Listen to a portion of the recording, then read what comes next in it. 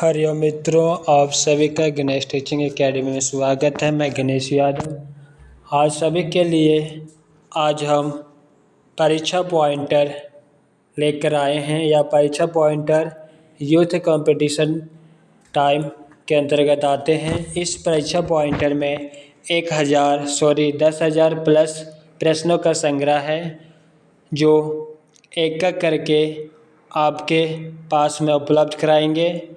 आज का टॉपिक है हिंदी साहित्य का आदिकाल, जो आपके परीक्षाओं के लिए अति महत्वपूर्ण टॉपिक है। चलिए अब हम टॉपिक को आरंभ करते हैं।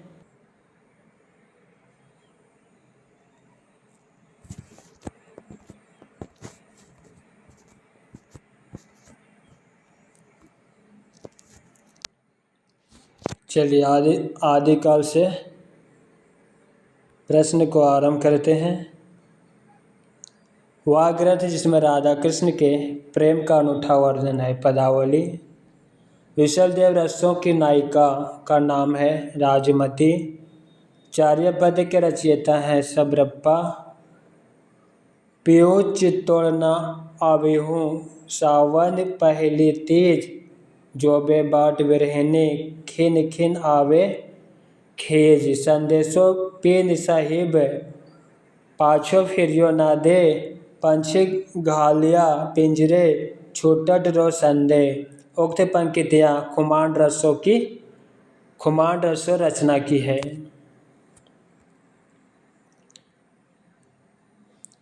जयचंद्र प्रकाश के रचनाकार हैं भट्ट केदार। उनकी रचनाओं का जीवन भी स्वाभाविक रमणियों की अनुभूति और दशाओं से कोई संबंध नहीं। वे सांप्रदायिक शिक्षा मात्र, अतः शुद्ध साहित्य की कोटि में नहीं आ सकती। सिद्धों और योगियों की रचनाओं के संदर्भ में यह कथन है रामचंद्र शुक्ल का। कुमारपाल प्रतिबोध रचना है सोमप्रभा सूर्य की। संदेश रासक के लेखक हैं अब्दुल रहमान। विद्यापति की पदावली मैथिली हिंदी में रचित होने पर भी प्रभावित है बंगला से।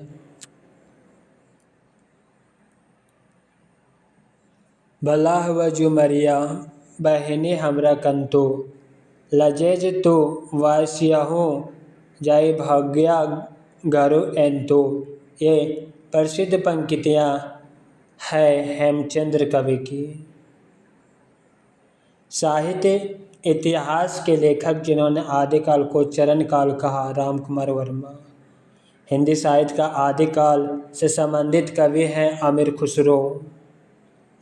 धान्य वाक्यावली के रचनाकार हैं विद्यापति। विद्यापति को कृष्ण भक्तों की परंपरा में ना समझना चाहिए, यह कथन है रामचंद्र शुक्ल का।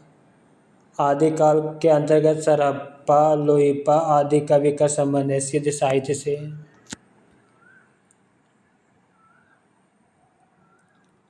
वह कवि धारा जो भक्ति काल के अंतर्गत नहीं आती। रसों कवि धारा सिद्ध सामंत युग की कविताओं की सृष्टि आकाश में नहीं हुई, वे हमारे देश की ठोस धरती की उपज है। यह कथन है राहुल संस्कृतिया इनकी। जिस साहित्य में केवल धार्मिक उपदेश हो, उससे वह साहित्य निश्चित रूप से भिन्न है। जिसमें धर्म भावना प्रेरक शक्ति के रूप में काम कर रही हो। धार्मिक साहित्य होने मात्र से कोई रचना साहित्यिक कोटि से अलग नहीं की जा सकती। यह कथन है हजारी प्रसाद द्विवेदी का। इस संबंध में इसके अतिरिक्त और कुछ कहने की जगह नहीं कि यह पूरा ग्रंथ वास्तव में जाली है। पृथ्वीराज रसो विषय की यह स्थापना है रामचंद्र शुक्ल की। इस ग्रंथ में श्रृंगार की प्रधानता है, वीर रस का किंचित आभास मात्र है। रामचंद्र शुक्ल की यह मान्यता विशल देव रसो ग्रंथ के संदर्भ में है। वे सांप्रदायिक शिक्षा मात्र है, अतः शुद्ध साहित्य की कोटि में नहीं आ सकती। सिद्धों नाथों योगियों की रचनाओं के विषय में यह मत है रामचंद्र शुक्ल का।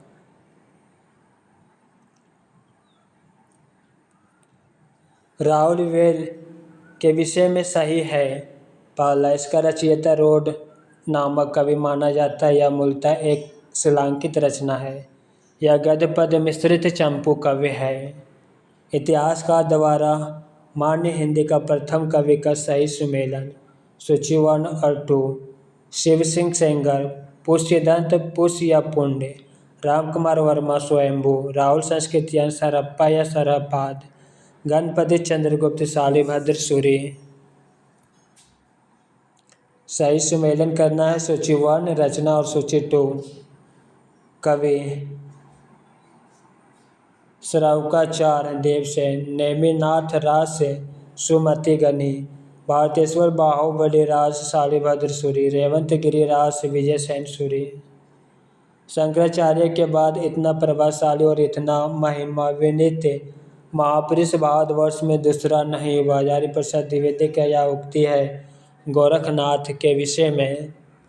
डॉक्टर दशरथ शर्मा आदि कुछ विद्वान पृथ्वीराज रसों के खालिस्तान संस्करण को मूल रसों मानते हैं। सबसे छोटा संस्करण 1300 छंदों का। विशल देव रसों के संपादन करता है। माता प्रसाद गुप्त एवं अगरचंद नहट्टा।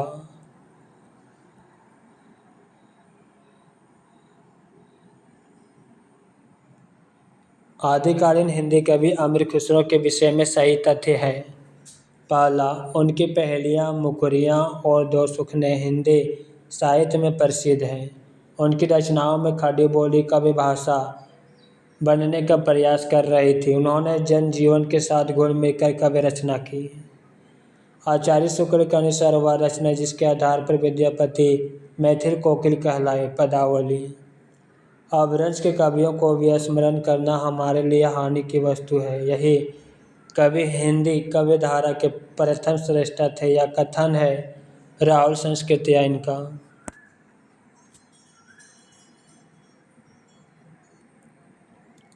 इस पुस्तक की भाषा को कवि ने स्वयं अभट कहा था।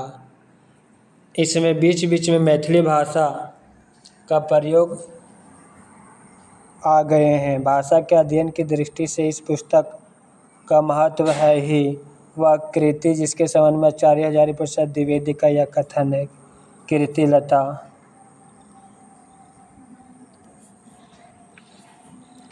साधारणतः सन ईस्वी की 10वीं से लेकर 14वीं शताब्दी के काल को हिंदी साहित्य का आदिकाल कहा जाता है।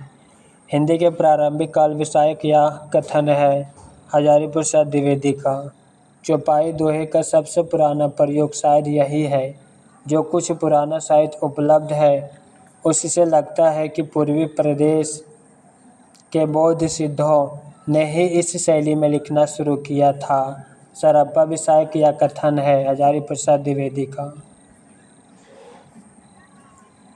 सूची 1 कवि और सूची 2 ग्रंथ का मिलान करना है। आशा गो, चंदन बाला रास, जिन धर्म सूरी, अस्तोलिभद्र रास, विजय सेन सूरी, रेवंत गिरि रास, दामोदर पंडित उक्ति व्यक्ति प्राकरण, ज्योतिश्वर ठाकुर वर्ण रत्नाकर।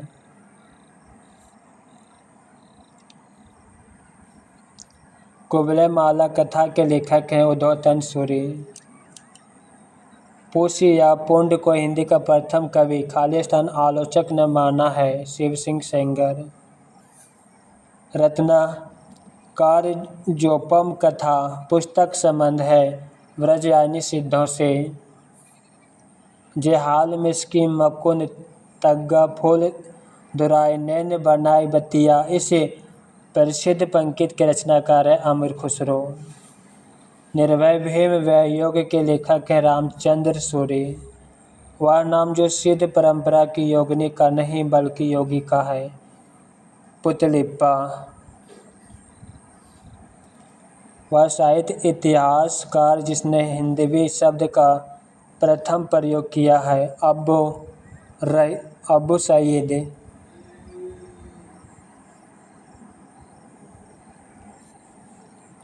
कलचुरी राजवंश की 7 नायिकाओं के नखशिक वर्णन से संबंधित ग्रंथ है राहुल वेली।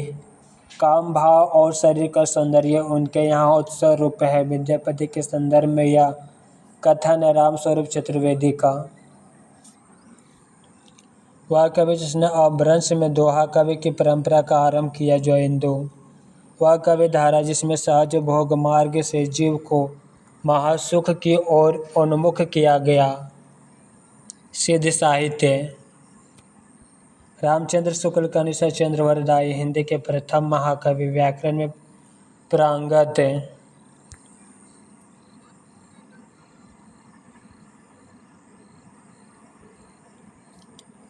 जन्म काल के अनुसार कवियों का सही अनुक्रम: पहला स्वयंभू 783 ईस्वी, दूसरा लुइपा, तीसरा पुष्पदंत 972 ईस्वी, चौथा हेमचंद्र 1088 ईस्वी। आमिर खुसरो के बारे में सही तथ्य है। वे निजामुद्दीन औलिया के शिष्य थे। वे ईरान और भारत के फारसी में लिखने वाले चोटी के कवियों में एक थे। चंदन बाला रास के रचयिता हैं आसग्गु। चंद्रवरदायी ने पृथ्वीराज रसों में मुख्यतः प्रयोग किया है कवित्व छंद का।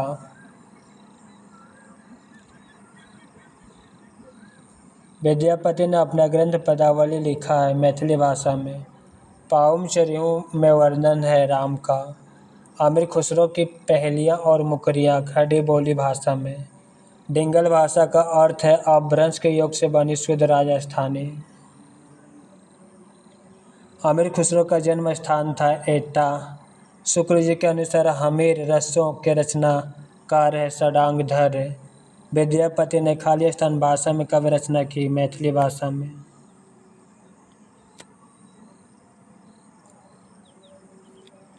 आमिर खुसरो ने हिंदी के लिए शब्द प्रयुक्त किया है हिंदवी। कीर्तिलता की भाषा है मिश्रित अपभ्रंश। बालचंद विजावई भाषा दुनाही लगाई दुजन हासा। विद्यापति की खाली स्थान रचना की पंकित है कीर्तिलता। आमिर खुसरो की रचना नहीं है पुरुष परीक्षा। निर्गुण भक्ति धारा के कवि हैं रैदास, नानक, कबीर। ढोला मारूरा दुहा में ढोला के पिता का नाम राजा नल। गोरखनाथ का समय 11वीं सदी है यह मान्यता है डॉक्टर पीतम्बर दत्त बटथावल की। नाथ पंथ सिद्धों की परंपरा से ही छटकर निकला यह कथन है आचार्य रामचंद्र शुक्ल का। पिंगल मिश्रित भाषा की रचना है पृथ्वीराज रसो। आदिकालीन हिंदी के संबंध में उपयुक्त नहीं है संयोगिता की ओर झुकाव, संयोगात्मकता की ओर झुकाव।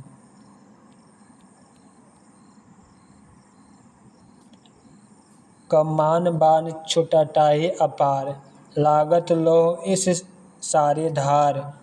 घमासान धान सब वीर सेत, घन स्रोत बहत अस रकत रेत। उक्त पंक्तियों में खाली स्थान के मध्य होने वाले युद्ध का वर्णन है पृथ्वीराज की सेना व समुद्र शिखर की सेना के बीच। यह कहानी 16वीं शताब्दी के बाद की लिखी हुई है और रसों में प्रक्षिप्त हुई है। पद्मावती समय के विषय में यह कथन है हजारी प्रसाद द्विवेदी का। तिब्बत में 84 सिद्धों की परंपरा खाली स्थान सिद्ध से आरंभ हुई लुइपा। आदिकाल के अंतिम चरण के सुप्रसिद्ध कवि हैं आमिर खुसरो। हिंदी साहित्य का प्रथम महाकाव्य है पृथ्वीराज रसो। सूची वर्ण और टू का मिलान करना है। गोरखनाथ और उनका युग रंगिया राघव। हिंदी काव्य में निर्गुण संप्रदाय पीतम्बर दत्त बटथावल, नाथ संप्रदाय हजारी प्रसाद द्विवेदी। सिद्ध साहित्य धर्मवीर भारती। भरत मुनि ने अपभ्रंश को नाम दिया है देश भाषा। जन्म काल के दृष्टि से कवियों का सही क्रम है पहला चंद्रवरदायी, दूसरा जगनिक, तीसरा खुसरो, चौथा श्रीधर। वह ग्रंथ जो लौकिक चरित्र काव्य माना जाता है। भविष्यत कहा नाथ संप्रदाय के प्रवर्तक थे गोरखनाथ।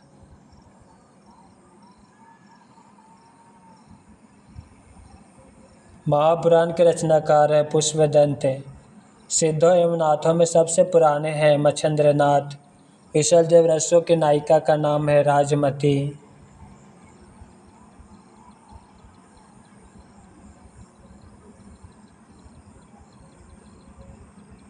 अमावस के घड़ी झिलमिल चंदा, पूनम के घड़ी सूर, नाद के घड़ी व्यंद गरजे, बजंत अनहद तोर।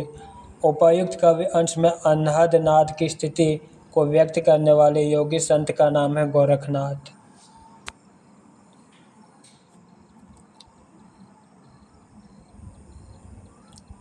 भाषा की कसौटी पर अधिक ग्रंथ को कसते हैं तो और भी निराशा होना पड़ता है, क्योंकि वह बिल्कुल वे ठिकाने है।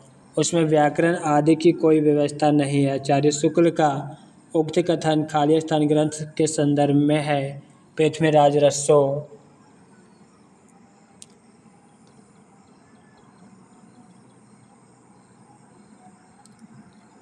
वह रचना है जिसमें कड़वक शैली का प्रयोग हुआ है।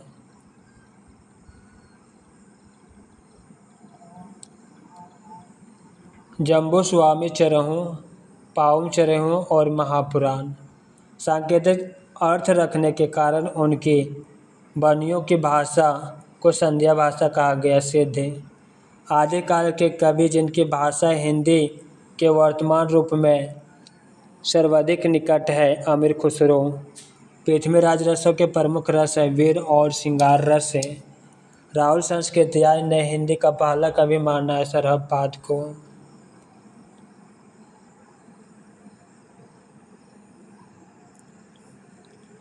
सिद्धों की वाणियों को हिंदी कविधारा के नाम से संग्रहित किया है महापंडित राहुल संस्कृत्यायन।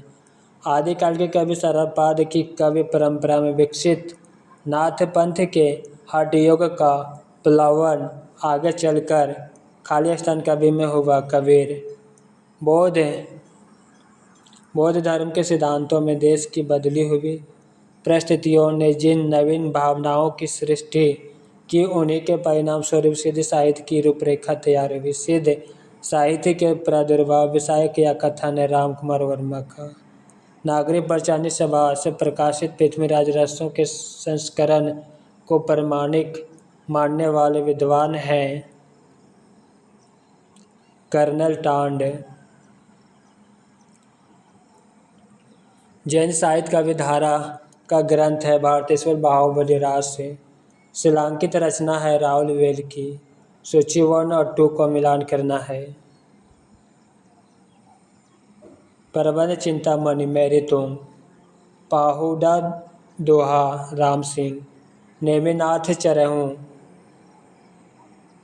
हरिभद्र सूरी, भविष्यत कहा धनपाल, नेमिनाथ चौपाई विनय चंद्र सूरी। जैसे हर चरित्र के लेखक हैं पुष्पदंत।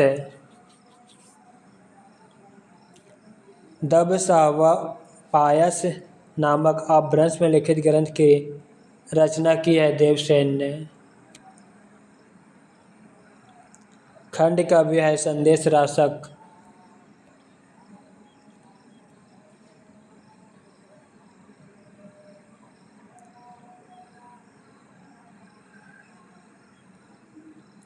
अलवार संतों की संख्या मानी गई है 12। के मास वध खाली स्थान ग्रंथ की प्रमुख घटना है पृथ्वीराज रसो। अपभ्रंश भाषा में लिखित रामचरित्र है पाउम चरहू। पृथ्वीराज रसों की भाषा है डिंगल। अपभ्रंश के प्रभाव से मुक्त हिंदी की रचना मानी जाती है विशलदेव रसो। पंडिया सहल सत्य बखनई, देहाई बुद्ध वसंत ना जनहिया कवि पंकित है सरहपाद की। वह ग्रंथ जिसमें आला उदल नामक वीर सरदारों की वीरतापूर्ण लड़ाइयों का वर्णन है परमार रसो। डॉक्टर राम कुमार वर्मा अपने इतिहास ग्रंथ हिंदी साहित्य के आलोचनात्मक इतिहास में हिंदी का पहला कवि माना है स्वयंभू को। नाथ साहित्य का आरंभकर्ता माना जाता है गोरखनाथ को।